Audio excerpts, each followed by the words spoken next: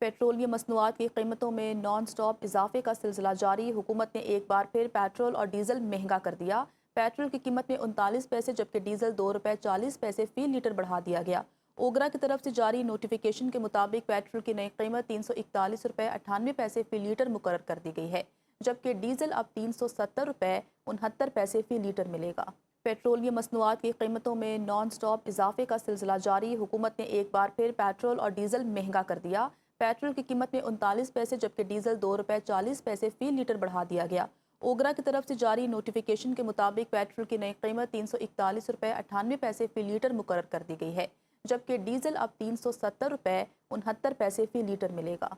Chairman Tehreek Insaf barrister Gauhar का कहना है मेडिकल बोर्ड में डॉक्टर उस्मा और फैसल को शामिल किया जाए। बानी तहरीक इंसाफ के मेडिकल टेस्ट करवाए जाएं। सुप्रीम कोर्ट आमद पर मीडिया से गुफ्तगू करते हुए बानी तहरीक इंसाफ को शिफा अस्पताल की बजाय पिम्स ले गए।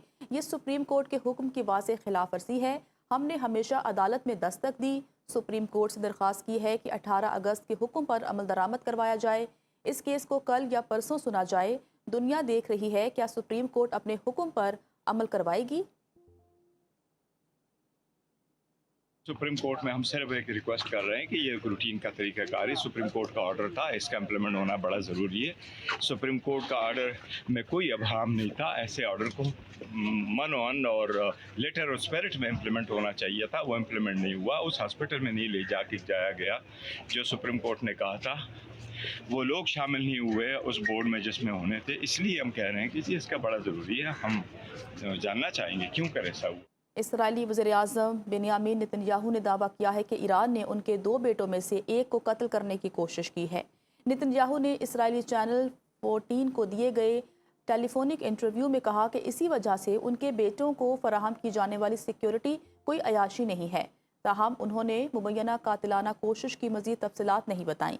इसराइली मीडिया के मुताबिक नेतन्याहू का बयान बज़ाहिर शहनबाद के इस फैसले के दिफा में सामने आया है जिसके तहत उनकी अहलिया और दोनों बेटों को सिक्योरिटी फराहम की जाएगी।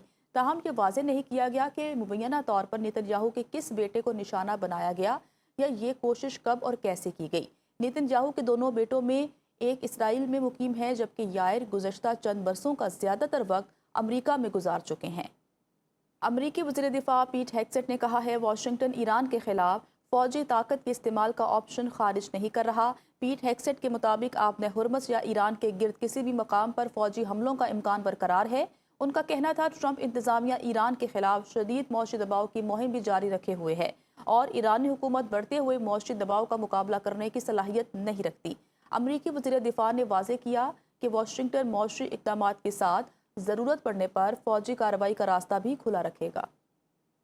ईरान में जारी जंग के बायस अमरीका ने जनूबी कोरिया के साथ आइंदा माह होने वाली मुश्तरका बहरी मशक़ें मनसूख कर दी। जनूबी कोरिया की मेरीन कोर के मुताबिक अमरीका ने अपनी अफवाज की दस्तियाबी में कमी का हवाला देते हुए मुश्तरका मशक़ मनसूख की है जो संगयोंग के नाम से होनी थी।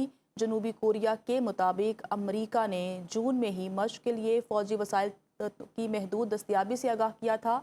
दूसरी जानिब अमरीकी वज़ीर ख़ारजा मार्को रूबियो ने जनूबी कोरिया के वज़ीर ख़ारजा से गुफ्तगू में दोनों ममालिक के दरमियान करीबी राब्ता बरकरार रखने पर जोर दिया है।